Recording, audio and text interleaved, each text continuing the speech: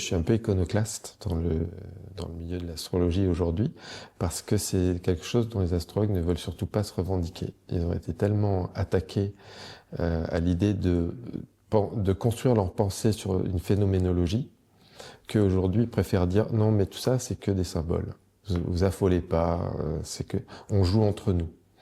Moi je pense pas du tout, et je pense que c'est une démission de l'astrologie, de refuser la notion d'effet. Hein, on peut parler d'influence, mais elle n'est pas mécanique.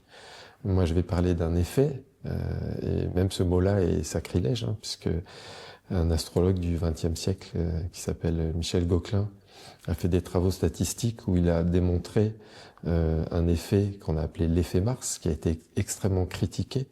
Il a été violemment attaqué à tel point que un grand scientifique de l'époque, puisque lui se basait sur des statistiques, Michel Gauquelin, a dit, s'appelle Jean Rostand, a dit si la statistique démontre l'astrologie, je ne crois plus à la statistique.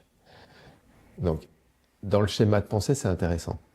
C'est-à-dire que si quelque chose qui, dans mon idéologie personnelle, pourtant se basant sur mes méthodes de travail, démontre ce que je ne veux pas croire, alors je ne crois plus à ce que je crois.